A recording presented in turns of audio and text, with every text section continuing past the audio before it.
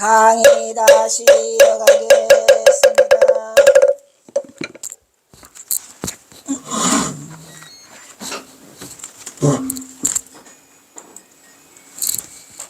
그래서 이렇게 대박의 글을 경상사가 무의당에게 줘요. 이 무의당은 사실은 경상사가 그 무의당에게 그 법포를 내리는 것 자체가, 법포를 내리는 무의당을 누구한테, 어떤 자에게 무의당이라는 이름을 줘. 세상에 살다가 무항공 해월 수월보다 더 센 게 무의당이. 오마이갓. 무의당이 그런 경우가 호소에서 대중을 교화하고 있을 때 장국사에서 머무랬는데 장국사 보강한 비군에게 써진 중도부리 법문으로, 장국사는 충남 정안군 장곡면 칠갑산에 있다랬죠. 경어는 시무도 육곡 병풍 친필과 함께 청양 장국사 무의당 친필편에 글씨를 남기고 있어요. 이거는 있어요. 수석사에 가면 있어요. 시무도 육곡 병풍도 있어요. 경어가 남긴 친필이 전국적으로 채 10여 점이 10개가 안 된대요. 이런 것을 감안해 볼 때 경어의 무의당 친필은 경어의 선사상을 단적으로 표현한 중도부리의 절대 경지를 드러내고 있다. 더군다나 중도의 중도를 드러내는 거 완전한 경지죠. 완전한 중도를 드러내고 있다는 점에서 최고의 작품이라고 할 수가 있어요. 라는 점에서 귀중한 자료로 의미를 두고 있더라. 경어가 무의당에게 내린 중도 법문은 폭포처럼 이어지고 있었더라. 이런 얘기죠. 야, 그 어린 처음 만난 무의당에게 뭐 하는 짓이야, 스님. 어린 무의당에게 이렇게 이걸 쏟아내면 어떻게 하세요? 자, 보세요. 다시 한번. 4,500 조화류왕, 4,500조, 4,500 가지조자예요. 가지의 꽃에 류자는 흐르는 류자죠. 류항. 오는 4,500대는 화려한 풍류의 거리항자예요. 거리항. 그 다음에 2, 3천처 관현루. 2, 3천에 3천곳이 되는 관현루로. 관현루는 뭐예요? 관현악을 연주하는 누각이다 이란 말이야. 관현악을 연주하는 누각. 2, 3선처 관현루. 그러니까 이거를 보면 4,500 거리 풍류죠.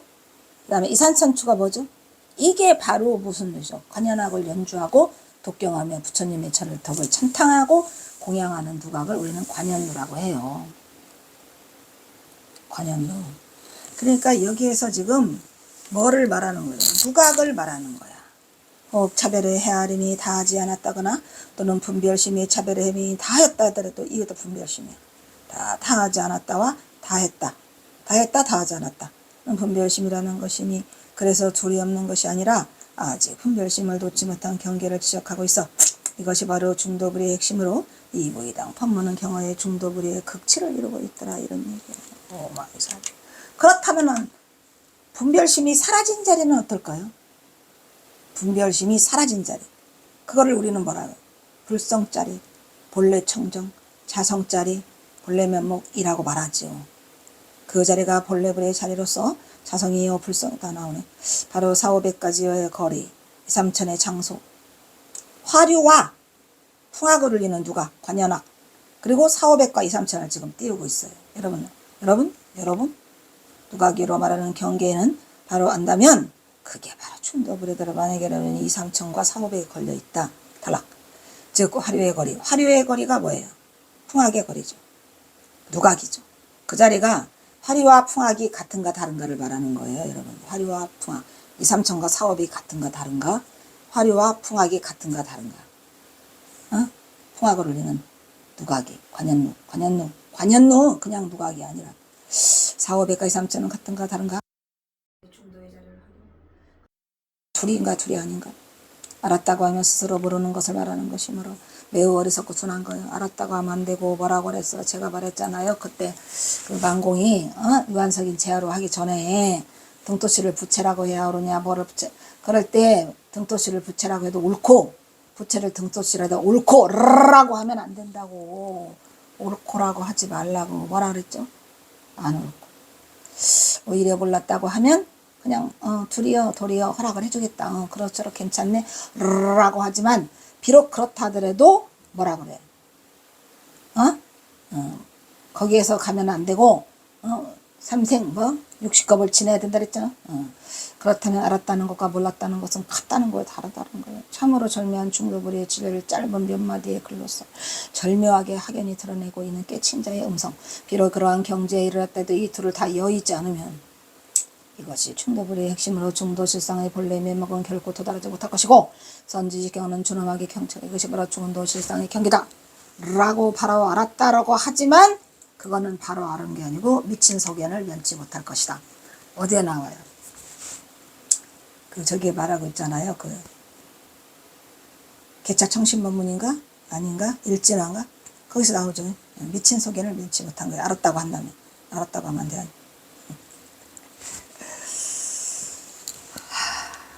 그래서 결국 중도불이를 이루지 못함을 스스로 드러내고 있다는 것을 알아야 돼요. 알았다고 하면 안 돼.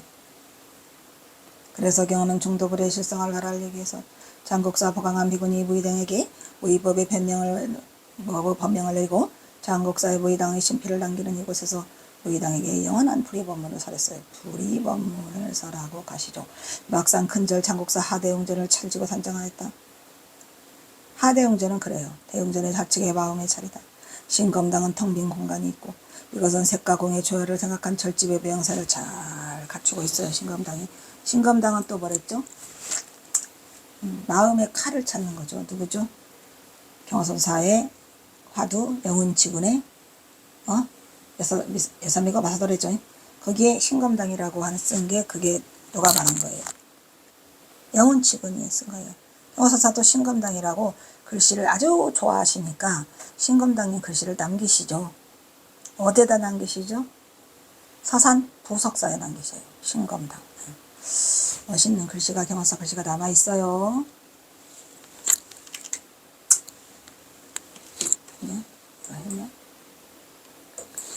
범정, 법고, 보고, 운판 이거 다 네 가지가 뭐죠? 사물이라고 그러죠. 절에서 이용하는 사물. 예불 모실 때 그죠? 운판이 사물의 경어를 반기듯이 우러내고 있었어요. 언제? 이게 이제 그 장곡사를 아니 그 저기를 떠나서 어디 호강함을 떠나가지고 이제 장곡사 본전으로 들어가는 것이죠. 그러니까 경화선사가 좀 그 무의당이 있는 보강함에서 한나절은 머무르신 것 같아요. 배가 고파서 어쩌나. 사물은 세상을 들들게 울기는 개소리판으로서 계속 저는 사물 소리가 너무 좋아가지고 사물 소리만 들리면 뛰는 거예요. 절을 가다가 사물 소리 들리면 뛰어요. 뛰다가 그냥 발톱이 몇 개가 빠졌는지. 제가 가장 행복했던 건 사물 소리 듣고 뛰는 거. 예불에 참석하는 것이 가장 좋았던 것 같아요. 내 인생에서 가장 행복한 시간. 사물성은 인간과 축생을 부족해요. 범종이죠. 그 다음에 법고 축생들. 범종은 뭐예요? 동물, 지옥 중생. 가라지야. 사바. 이게 범종 소리는 지옥 중생. 법고 소리는 축생. 목어는 물고기들. 음파는 날짐승. 이렇게 네 개를 다 해서 그 속에 그들의 다 그 영혼을 깨우쳐주는 거죠. 인간의 축생을 부척하고 사막도에 고통받는 중생을 물론 윤회의 과정에 있는 중음신까지 다 하는 거예요. 지하를 다 통틀어서 법고 청신을 들려주고 있었더라. 천수천안을 보았어요. 경화선사가 300종불 중에서 하나인 백의전도 보였어요. 그 앞마당에는 오두막한 운항로가 있어요. 이게 지금 뭐를 표현하고 있는 거냐면 그 장곡사의 모습을 표현하고 있는 거죠.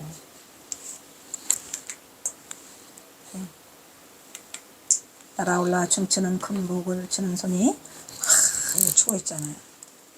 이게 참 멋있는 게 인간의 손길 같아. 되게 해인사에 막 그냥 그 벚꽃 소리가 나면 대단하죠. 저는 해인사 벚꽃 소리에 그냥 정말 기절하는 듯 많은 행복감을 느낀 곳이 해인사 대학교 때 삼사람으로 수련대를 가가지고 날아올라 춤추는 금복을 치는 손이 중생의 마음을 손으로 쓰다듬고 금복을 어루만지는 듯 춤사위가 요란하죠. 엄청 요란하죠. 제가 한때는 이거 배워보려고 했거든요. 충정사에도 큰 법폭이 있어요.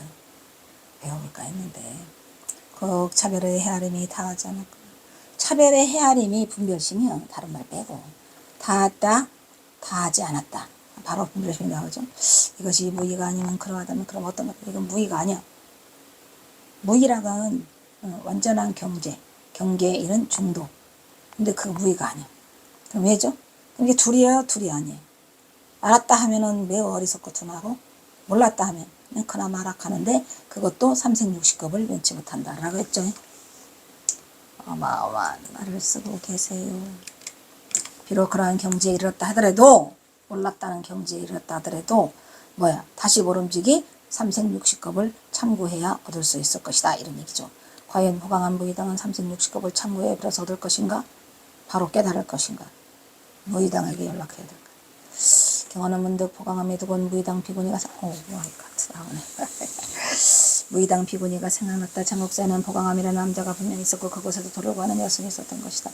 칠갑산의 장국사에 떨린 남자에서 돌을 참고한 그 비구니는 하늘에서 하산한 천신이었을까? 천신이었을까? 내 생각이지 뭘.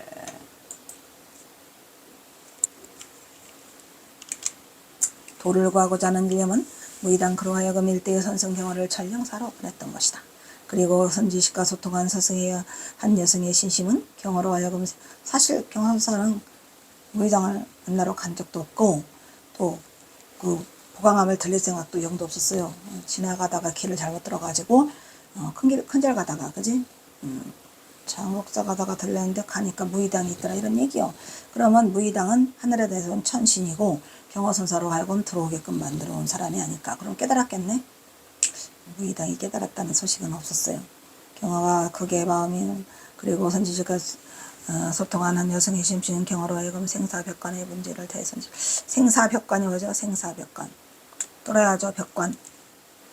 네, 선지식의 경화가 극의 마음이 움직이네. 하늘이 감동해서 중도불의 실체를 눈앞에서 써보여줬어요. 좋지요. 그 무의당 비구니는 정말 대박 탄 거죠. 개 탔죠. 그 자리에서 그냥 써줬는데 아무것도 눈앞에서 써보며 그러하여금 태도를 성취할수록 정절문으로 바로 직방으로 이끌어졌어요. 경화가 떠난 뒤에 깨달음을 성취를 크게 보인 한 비구니가 깨달았네. 안 깨달았다고 할랬더니 깨달았어. 깨달았네. 깨달음의 성취를 크게 보인 한 비구니가 있었으니 그의 이름은 바로 무의다였더라, 이런 얘기죠. 그렇죠. 깨달아야 되겠지. 우리 경화선사가 지도한 사람이니까. 뭐냐? 자, 이제 또 163장 문수사에서 하룻밤을 유숙하다. 여러분 문수사 아세요? 나는 문수사가 있는 줄은 잘 몰랐어. 그랬는데 저도 아는 게 아니라 개심사를 가다가 문수사를 만나. 응? 경화선사도 개심사를 가다가 비가 와가지고 문수사로 들어가시죠. 조그만 남자애. 그게 바로 문수사고, 문수사 스님은 그냥 경화선사가 거기 오셨다 가셨다 그냥 와 죽더라고. 그래서 또 거기서 가서 대접을 또 받고 또 그렇게 왔어요. 어쨌든 그 문수사는 말 그대로 문수보살 문수사더라고. 거기서 누가 문수보살을 만났나 보지. 어쨌든 경화선사가 문수사에 유숙을 해요.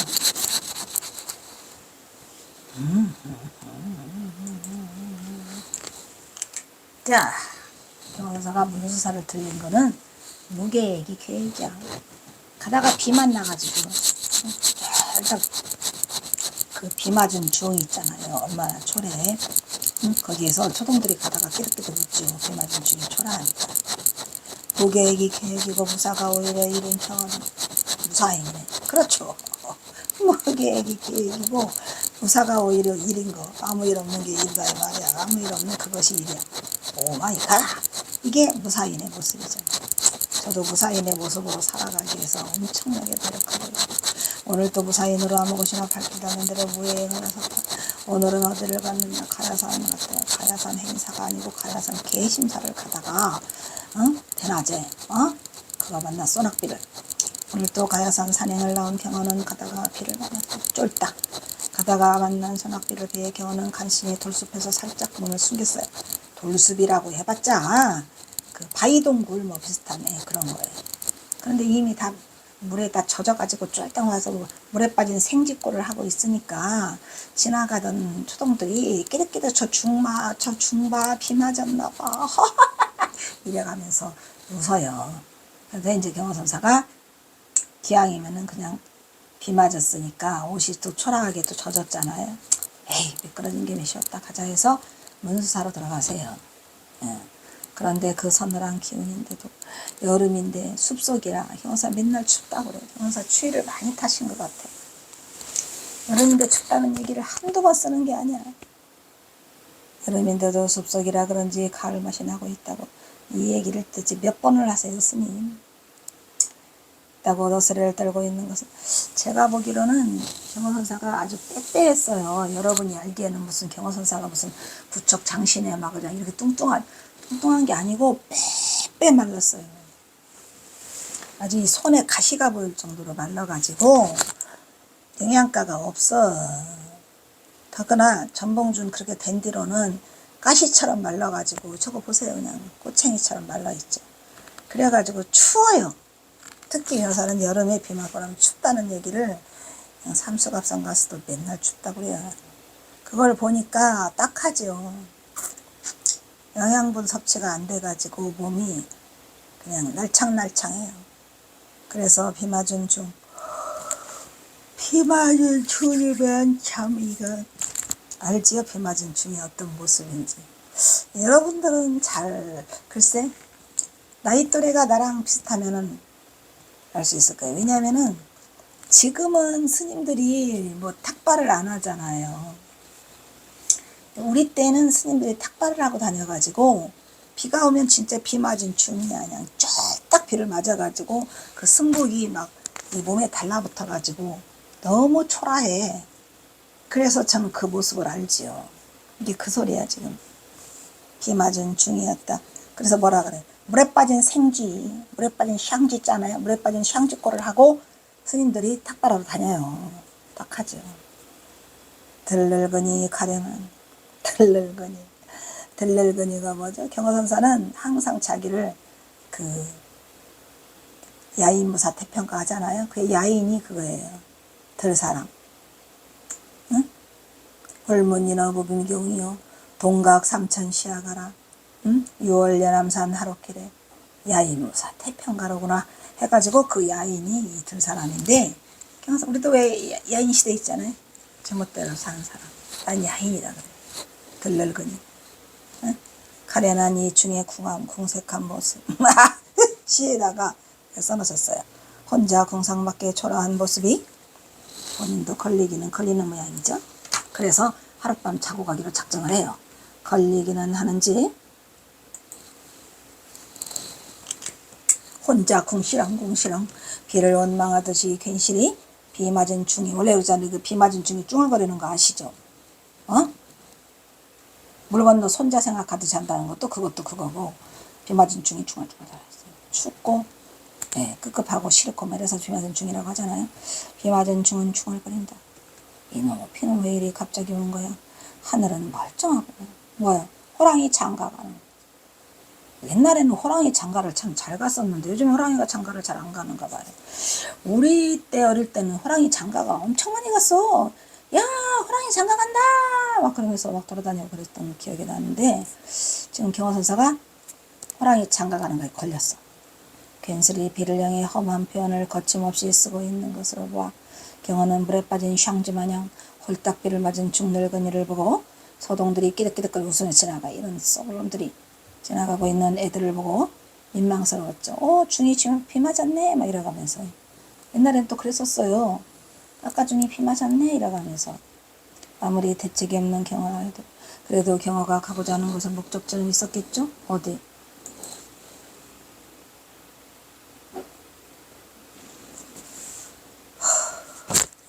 개심사 가려고 하시는 거야. 지금 어디는 개뿔 개심사죠. 그 품속에 안겨있는 개심사가